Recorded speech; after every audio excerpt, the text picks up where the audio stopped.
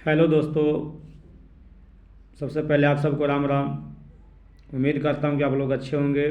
मैं आप सबों के बीच में रिमूव टू का एक चैप्टर लेकर आया हूँ। चलिए देर न करते हुए इस वीडियो को हम स्टार्ट करते हैं।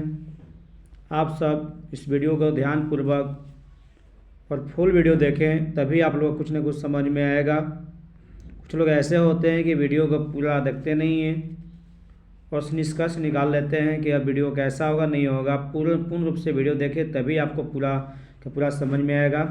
ऐसे भी कहा गया है कि अधूरा ज्ञान है ना जानलेवा होता है, तो आप सब पूरा ज्ञान लें। तो चलिए सबसे पहले हम वीडियो का स्टार्ट करते हैं।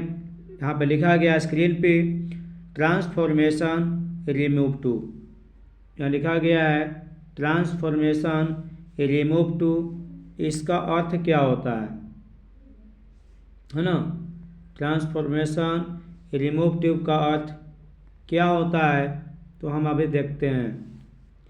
ट्रांसफॉर्मेशन रिमूव ट्यूब उसको कहा गया है यानी जिसका रूप परिवर्तन होता है लेकिन अर्थ नहीं।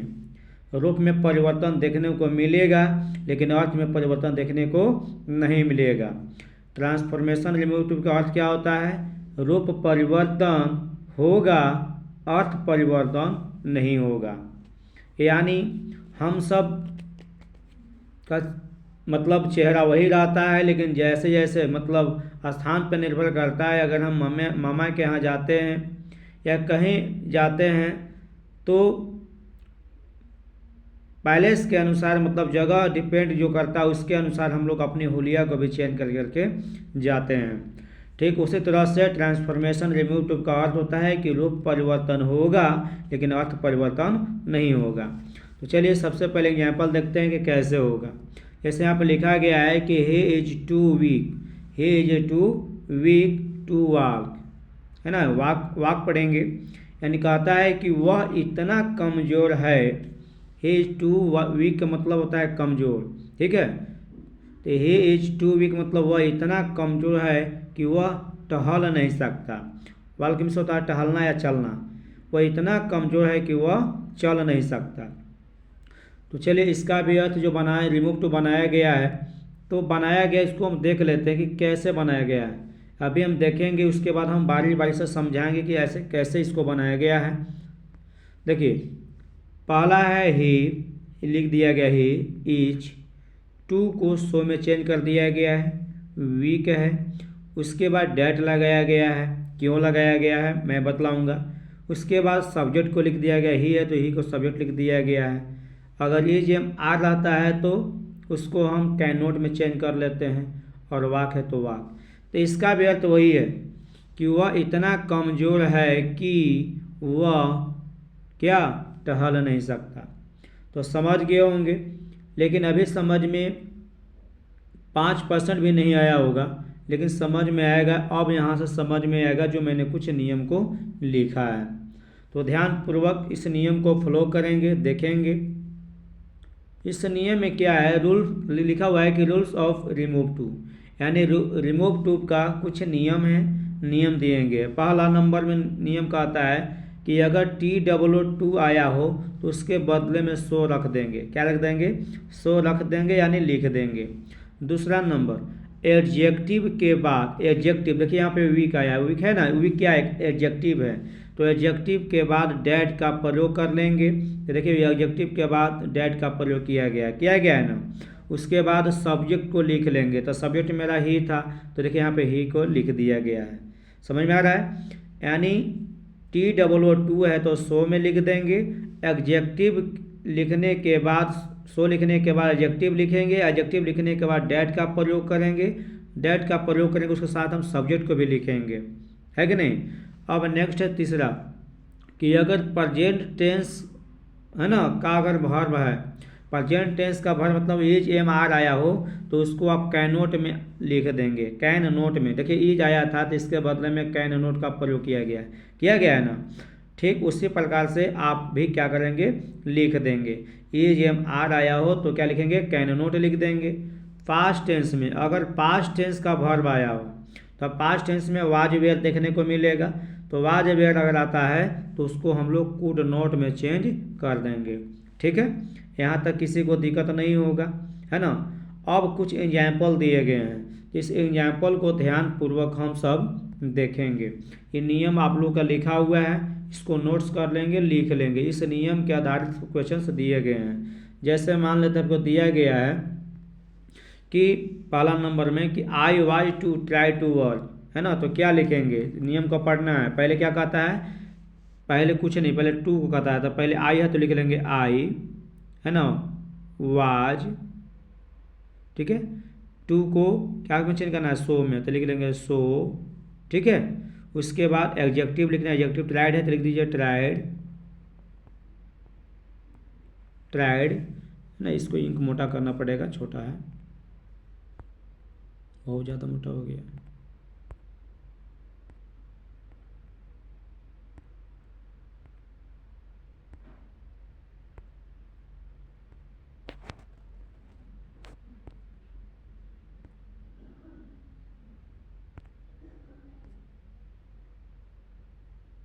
ठीक है, तो यहाँ क्या लिखा मैंने, आई वाज सो ट्राइड, उसके बाद टू है, इस टू को हटा देना है, टी ओ जो है इसको हमको क्या करना है, हटा देना है। लेकिन ऐसी कोई बात नहीं, एडजेक्टिव के बाद हमने क्या लिखा, एडजेक्टिव के बाद हमको क्या लिखना है, तो यहाँ पे आपको दिख रहा होगा, एडजेक्टिव के बाद हमें डेट लिखना है। तो चलिए एडजेक्टिव के बाद हम क्या लिख लेते हैं, डेट लिख लेते हैं। लिख लिए, ऐसा कोई बात नहीं है, टी ओ का बात नहीं किया गया है, तो टी ओ तो पहले तो बाद में है ना, तो डेट लिख लिए। उसके बाद कहता है कि अगर प्रेजेंट टेंस का वर्ब है तो कैन नॉट लिखे, तो प्रेजेंट टेंस का थोड़ी है, क्या है, वाज आया है ना, पास्ट टेंस का वर्ब है, तो क्या लिखेंगे, कुड नॉट लिखेंगे। डेट के बाद क्या लिखेंगे, could not, could not. Okay, उसके बाद क्या कहता है कि लिखने के बाद आप जो है लास्ट में क्या बचा है, वर्क, इसको लिख देना है वर्क। ठीक है, समझ में आ गया। कुछ नहीं करना है, मैंने क्या किया है कि I was too tired to work को लिखा है कि आई, है ना, वाज, टू को हटा करके सो में चेंज किया है। उसके बाद हम एडजेक्टिव को लिख दिए हैं ट्राइड। उसके बाद है ना ये टू को हटा कर डेट लिखा गया है, ध्यान दीजिएगा, है ना, ट्राइड के बाद डेट। उसके बाद नहीं, ये मिसस्पेल हो गया, ध्यान दीजिएगा कि पहले क्या, टू को सो में चेंज किया, एडजेक्टिव के बाद डेट, डेट के बाद सब्जेक्ट लिखना भूल गए हैं, है ना। डेट के बाद एक सब्जेक्ट होगा, तो सब्जेक्ट क्या है, आई है, तो यहाँ पे क्या होगा, I could not work, that's okay. चलिए अब इसके बाद दूसरा का यहाँ पर को देख लेते हैं, तो इसमें थोड़ा सा आप लोगों को समझने में दिक्कत हुआ होगा, हम जान रहे हैं। तो चलिए दूसरे नंबर क्वेश्चन को देखते हैं। यहाँ पे he is too dull to understand me. ठीक है, तो मैं क्या लिखेंगे यहाँ पे ही है तो लिखेंगे ही इज। अब है टू को हटाना है, टू को कैसे में, सो में चेंज करना है, सो। फिर उसके बाद डल लिखना है, DULL। फिर टू क्या चेंज करना है, डैट में, डैट। उसके बाद डैट के बाद क्या लिखना है, सब्जेक्ट, सब्जेक्ट क्या है मेरा, तो ही है, तो यहाँ लिख देंगे ही, है ना, ही लिख लिया।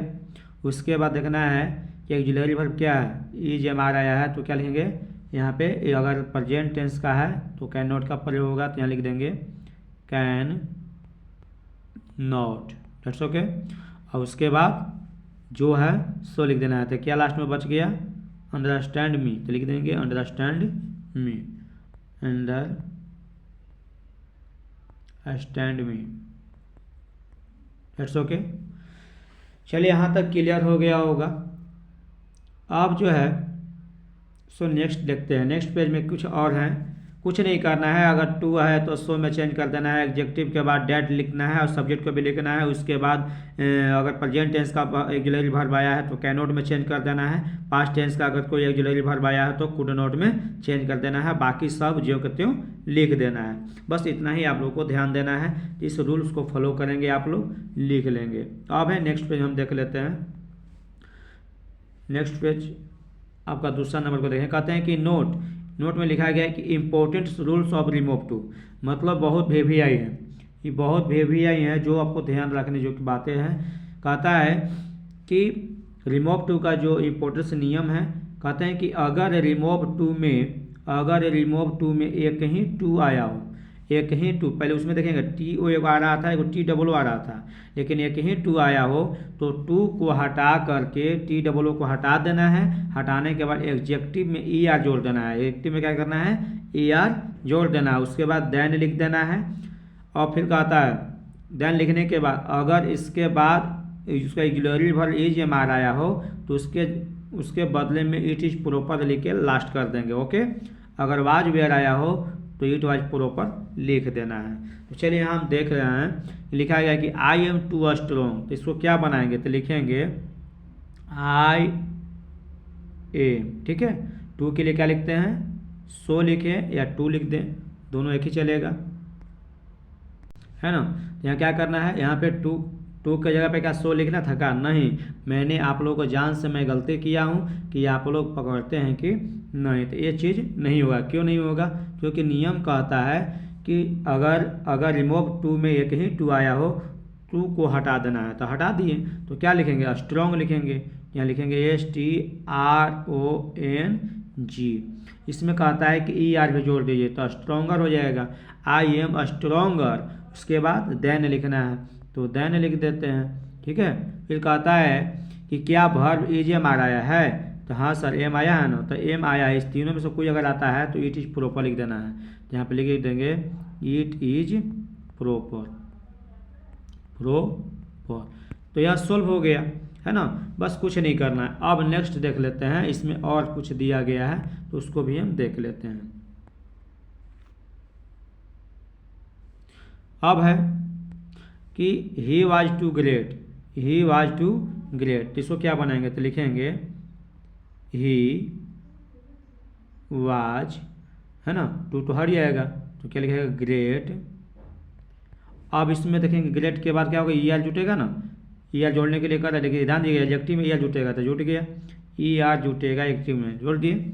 उसके बाद देन लिखना है, तो देन लिख देंगे, देन। उसके बाद देखिए इसका वर्ब क्या है, वाज आया है, तो क्या आएगा, वाज वेयर आया हो तो क्या लिखेंगे, इट इज प्रॉपर, तो यहाँ लिख देंगे इट वाज होगा, इट वाज प्रॉपर। क्लियर, समझ में आ गया। और कुछ और इसमें एग्जाम्पल दिया गया, उसको भी हम देख लेते हैं, है ना, एग्जाम्पल को समझना बहुत ज़रूरी होता है। अब है नेक्स्ट है कि he is too beautiful, he is too beautiful, यानी आप लोगों को समझ में आ गया होगा कि सर इसका मतलब है कि आपने कॉम्परेटिव डिग्री में चेंज कर रहे हैं, तो हाँ कॉम्परेटिव डिग्री में ही चेंज करना है। ठीक है, जितना भी एडजेक्टिव होगा तो अगर एक ही टू वाला आया हो तो उससे हम कॉम्परेटिव डिग्री में चेंज कर लेंगे। तो चलिए यहाँ पे क्या है, सी है, तो लिखेंगे सी इज। अब देखिए यहाँ पे टू तो हट जाएगा लेकिन ब्यूटीफुल आ गया, तो ब्यूटीफुल में क्या ई आर होता है, एडजेक्टिव है ना, लेकिन नहीं, ब्यूटीफुल का कॉम्परेटिव डिग्री होता है मोर ब्यूटीफुल। क्या होता है, मोर, है ना, ब्यूटीफुल। अब क्या सर देन लगाना, ई आर तो लगाना नहीं है ना, तो नहीं, आप देन लिख सकते हैं, ब्यूटीफुल के बाद देन लिख सकते हैं, लिखेंगे देन। अब उसके बाद तो कहीं इट इज प्रॉपर जाएगा, इट वाज प्रॉपर होगा, यहाँ पे इज है तो क्या होगा, इट इज प्रॉपर हो जाएगा, इट इज प्रॉपर हो जाएगा। क्लियर है ना। आप सब कहेंगे सर मोर ब्यूटीफुल क्यों लिखे, क्योंकि इसका कंपैरेटिव, ब्यूटीफुल का कंपैरेटिव डिग्री में ब्यूटीफुल में ईआर नहीं होता, लेकिन क्या होता है, मोर ब्यूटीफुल होता है। क्या होता है, मोर ब्यूटीफुल। यहाँ देखिए हैंडसम भी है, इसीलिए मैं 2 एग्जाम्पल लेकर आया हूँ कि आप लोगों को कहीं दिक्कत ना हो। तो हैंडसम में भी क्या होगा, मोर हैंडसम होगा। ठीक है, तो चलिए अब इसको भी हम देख लेते हैं।